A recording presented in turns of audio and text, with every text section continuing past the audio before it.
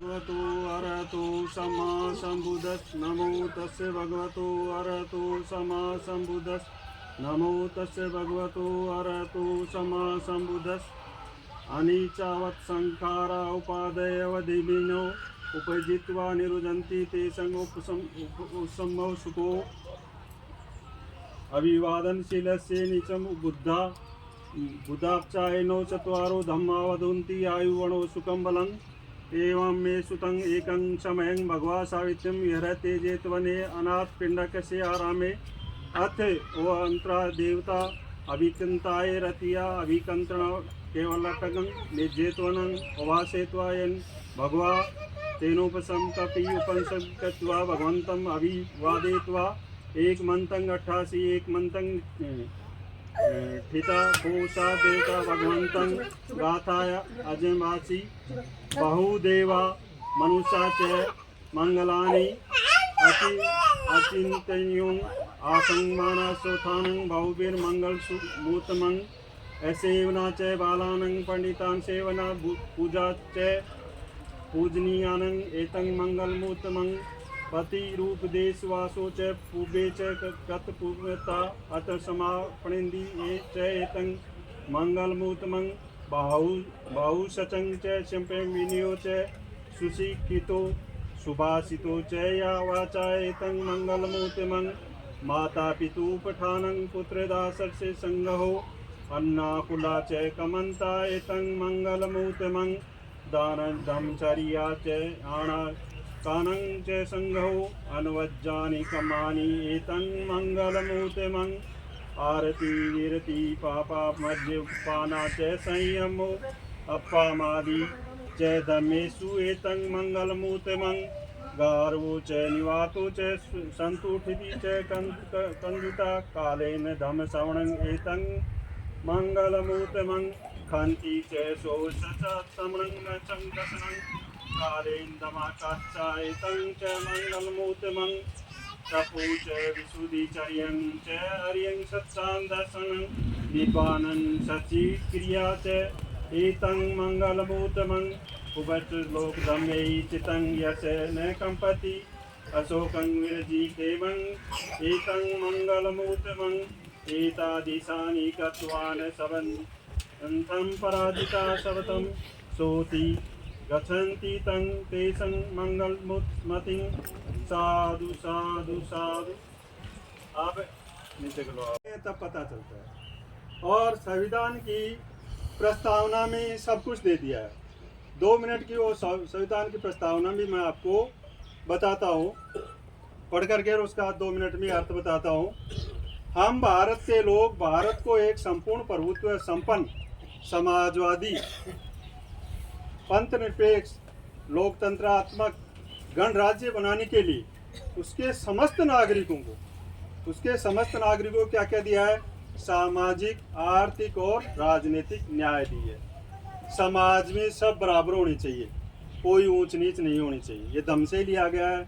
आर्थिक में किसी का शोषण नहीं होना चाहिए, राजनीति में सबके साथ न्याय होना चाहिए। आर्थिक में किसी को 12 घंटे मजदूरी कराते, 5 दिन कराते, मजदूरी खा जाते, 72 प्रकार के शोषण है। ये तो एक छोटा सा उदाहरण दिया है। तो 3 प्रकार की न्याय दिए, सामाजिक, आर्थिक और राजनीतिक। 3 तो न्याय। विचार, अभिव्यक्ति, विश्वास, धर्म और उपासना की स्वतंत्रता। विचार जैसे मैं आज व्यक्त कर रहा हूँ, बाबा साहेब की देन है, अभिव्यक्त कर रहा हूँ। विश्वास अपनी इतनों में एक दूसरे में विश्वास था तब यहाँ पहुँचे अपने। और विचार, अभिव्यक्ति, धर्म, कोई भी धर्म मान सकते हैं। उपासना कर रहे हैं, अपनी इच्छा से, अपनी स्वतंत्रता से कर रहे हैं। 5 स्वतंत्रता दी है। प्रतिष्ठा और अवसर की समता। हर व्यक्ति की प्रतिष्ठा होती है, अवसर सबको, कोई भी कलेक्टर, IAS, RS सब बन सकते हैं। ये अवसर की समता है। तो सबको बराबर दी है। फिर व्यक्ति की गरिमा भी बनी रहनी चाहिए, छोटा बड़ा जैसे बड़े बुजुर्ग हैं उनकी। और राष्ट्र की एकता और अखंडता सुनिश्चित करने वाली बंधुता। राष्ट्र भी एक होना चाहिए, देश भी एक रहना चाहिए। बंधुता मानी भाईचारा, किसी में ईर्ष्या, द्वेष ये नहीं होना चाहिए। मतलब लड़ाई झगड़ा करके ईर्ष्या द्वेष कर लेते हैं तो भाईचारा खत्म हो जाता है। बंधुता ये होती है भाईचारा। तो यह अपने को 26 नवंबर 1949 को बाबा साहेब ने मतलब अपने को तैयार करके और इस देश को सौंपा था। तो इसमें 4 चीज़ें हैं, मतलब न्याय, समता, स्वतंत्रता और बंधुता। ये 4 चीज़ें अपने लोगों को अभी तक मिली नहीं है। इनको प्राप्त करने के लिए बाबा साहेब द्वारा लिखित जो पुस्तकें हैं अपने सब लोगों को पढ़नी होगी और पढ़ करके अपने आने वाली पीढ़ी को पढ़ानी होगी। 2 लाइनें ज़्यादा नहीं है, मतलब अपने आने वाली पीढ़ी को किताबें पढ़ानी होगी लिखी हुई उनके द्वारा। उनके गुलामी की बेड़ियाँ कट जाएंगी, नहीं तो आगे आने वाली पीढ़ी गुलाम होगी, इसमें कोई दो राय नहीं है। नमो बुद्धाय, जय भीम, जय संविधान। आपने मेरी बात को सुना और ज़्यादा लंबा चौड़ा कार्यक्रम अपना नहीं हो। और अपनी महातरुणिक भगवान बुद्ध और बोधिसत्व बाबा साहेब को क्यों मानते हैं? क्योंकि हमें समानता, स्वतंत्रता और बंधुता, इनके लिए न्याय, इनके लिए कार्य किया, इसलिए। और अपनी बीमारी है वो असमानता की है, इसलिए इनको मानते हैं। तो भगवान बुद्ध ने कहा है सबसे पहले अनिच्चावत संकारा।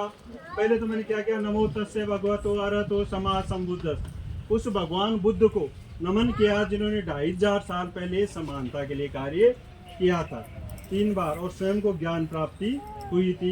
ये 3 बार अपने ऐसे बोधिसत्व बाबा साहेब थे। और इनको ताऊ जी को, पिताजी को भी, इनको भी नमन करते हैं अपने। फिर मैंने बोला अनिच्चावत संकारा उपादेय दमिनो उपजित्वा निरोजंती तेसंग उपशमो सुखो। सभी संस्कार अनित्य हैं, उत्पन्न होना तथा नष्ट होना उनका स्वभाव है। उत्पन्न होकर नष्ट हो जाना ही परम सुख है। अर्थात प्रकृति के अंदर जो व्यक्ति, जो भी चीज पैदा हुई है वो नष्ट अवश्य होगी। इसमें किसी को दुख, अपनी राग हो जाता है, थोड़ा सा भावनाएं दुख होती है, लेकिन इसमें प्रकृति में एक स्वभाव है कि उत्पन्न होकर के नष्ट, अनित्य चीज है, कोई नित्य नहीं है, अनित्य, ये बताया गया। फिर बताया गया अभिवादनशील से निचंग बुधा पचाइनो चत्वारो धम्मा वदंती आयु वणो सुखम बलंग।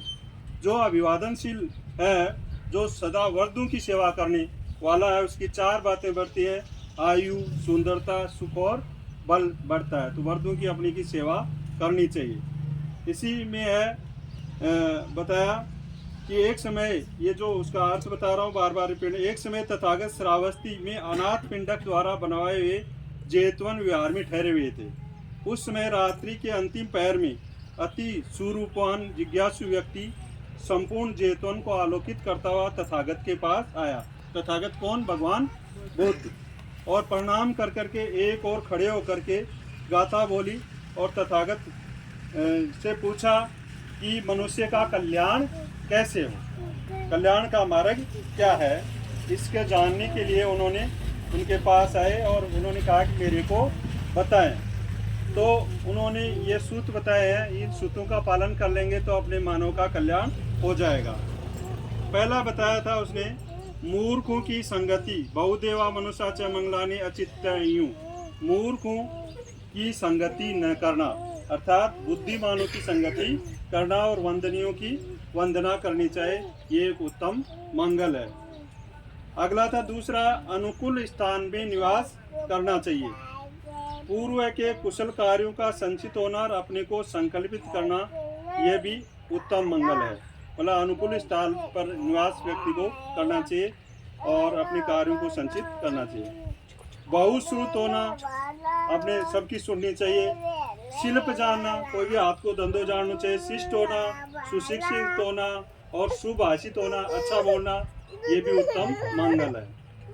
माता पिता की सेवा करना, पुत्र पुत्री का पालन पोषण करना और गलत व्यवसाय न करना, ये भी उत्तम मंगल है। व्यवसाय करो और सम्यक आजीविका करो, तो वो सम्यक आजीविका होनी चाहिए जिसमें किसी को कोई परेशानी नहीं हो। दान देना, दमाचरण करना, मतलब दान पारमिता भी होनी चाहिए। किसी आवश्यकता को, गरीब को कोई दान की आवश्यकता हो, भूखा हो तो उसको खाना खिलाना चाहिए। बंधुओं का आदर सत्कार करना, अपने भाइयों का आदर सत्कार करना चाहिए। और निर्दोष कार्य करना, और मतलब ये निर्दोष कार्य करना मतलब बिना दोष का कार्य करना चाहिए व्यक्ति को, ये भी उत्तम मंगल है। मन, शरीर तथा वचन से अकुशल कर्म का त्याग करना। मन से, शरीर से, वचन से अकुशल, जिसको आप पाप बोलते हैं, कुशल मानी अच्छा, अकुशल मानी पाप, अकुशल कर्म नहीं करना चाहिए व्यक्ति को, तो इनका त्याग करना चाहिए।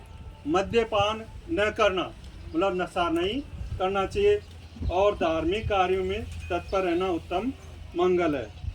गौरवशाली होना, अच्छा मतलब कार्य करेंगे तो गौरवशाली होंगे, विनम्र होंगे, मतलब नम्रता से बोलेंगे, संतुष्ट रहेंगे, मतलब लालच नहीं करेंगे, कमाना तो है लेकिन ज़्यादा लालच नहीं करेंगे। कृतज्ञ होना, किसी का उपकार मतलब उपकार को बताना, भाई आपने मेरे ऊपर उपकार किया है। उचित समय पर धम्म का श्रवण करना, धम्म ये भगवान बुद्ध का धम्म दिया गया है। धम्म मतलब तरह की कसौटी पर किसी बात को जान लेना ही क्या है, धम्म है। धम्म और धर्म में अंतर है। धम्म है वो तरह की कसौटी पर जानने का मार्ग है। क्षमाशील होना, मृदुभाषी होना, श्रमणों का दर्शन करना और उचित समय पर धार्मिक चर्चा करना उत्तम मंगल है। आज ये धार्मिक चर्चा हो रही है, ये एक उत्तम मंगल है। तप, विशुद्ध चर्या का पालन, श्रेष्ठ सत्यों का दर्शन करना और निर्वाण का साक्षात्कार करना। निर्वाण मानी ज्ञान प्राप्त होना। पढ़ते रहोगे, बाबा साहेब इनको भी, भगवान बुद्ध को भी ज्ञान प्राप्त हुआ था और बाबा साहेब भी बोधिसत्व थे, ज्ञान प्राप्त हुआ था, तभी आज अपने को इतनी आज़ादी दे करके गए। ने आलबाल व्यक्ति का काम ही नहीं है, ज्ञान प्राप्ति हुई थी इनको। जिसका चित्त, चित्त मानी मन, जिसका चित्त लोक धर्म से विचलित नहीं होता है वह निशोक, निर्मल तथा निर्भय रहता है। मतलब विचलित मतलब कोई भी परेशानी आ जाए, समस्या आ जाए तो उसको डटकर मुकाबला करना चाहिए।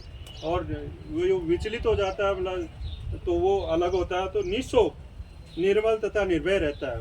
वो विचलित नहीं रहता है तो निशोक रहेगा, निर्मल तथा निर्भय रहेगा। ये भी उत्तम मंगल है। इस प्रकार के सारे कार्य के बताए हैं। इस प्रकार के कार्य करके सर्वत्र अपराजित हो लोग कल्याण को प्राप्त करते हैं, मतलब उनका कल्याण हो जाता है और यही उनके लिए उत्तम मंगल है। तो इस प्रकार से भगवान बुद्ध ने ये मंगल बताए हैं, सूत्र बताए हैं। इनका पालन करने से व्यक्ति का कल्याण हो जाता है। इसी परिप्रेक्ष्य में मैं उसी समय की एक कहानी भी बताता हूँ।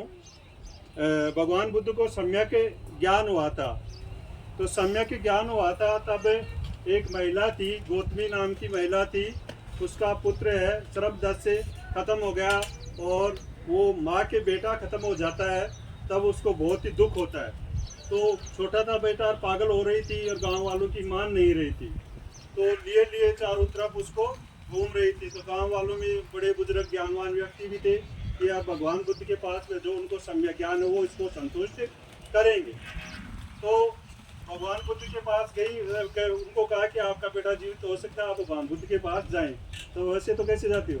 तब वो उसके पास गई तो कही महाराज मेरा बेटा मतलब निधन हो गया इसका और इसको जीवित करो। तब भगवान बुद्ध ने कहा, वो तो सम्यक ज्ञानी थे, ज्ञान प्राप्त था, उनको संतुष्ट करते थे हर व्यक्ति को। तो इस बेटे को यहाँ सुला दो और इस गांव में जाओ वापस और ऐसे घर में जाओ, एक मुट्ठी सरसों की लेके आओ जिसमें मौत नहीं हुई हो। शर्त यह है जिसमें मौत नहीं हो। उस महिला को ये पता नहीं था कि, तो उसने गई, वो थोड़ी खुशी हुई कि मेरा बेटा जीवित रहेगा। तो गांव में गई कि एक मुट्ठी सरसों की दे दो, मेरा बेटा जीवित हो जाए, लेकिन एक शर्त है कि आपके घर में कोई मौत नहीं हुई हो। तो उसने कहा कि अब मेरे तो दादाजी एक्सपायर हुए हैं, कोई कि मेरी माँ एक्सपायर हुई है, कोई कि मेरा परदादा एक्सपायर हुआ है। इस प्रकार से सारे घरों में यूँ घूम ले और ऐसा व्यक्ति नहीं मिला, ऐसा परिवार नहीं मिला जहाँ पर मौत नहीं हुई हो। तो उसके फिर अपने आप संतुष्ट हो गई जाकर के, महाराज ऐसा तो व्यक्ति कोई भी परिवार मिला ही नहीं। तो उसने कहा कि ये तो अनित्य चीज़ है, मनुष्य पैदा होता है, उत्पन्न होता है, प्रकृति में चीज़ उत्पन्न होती है और नष्ट होती है, तो इसके लिए मतलब ज़्यादा दुख करने की वो नहीं है और आप इसका दाह संस्कार कीजिए। तो इस प्रकार से भगवान बुद्ध ऐसे थे जो संतुष्ट करते थे। साधु साधु साधु, आपने मेरी बात को सुना। अब इसी पर आधारित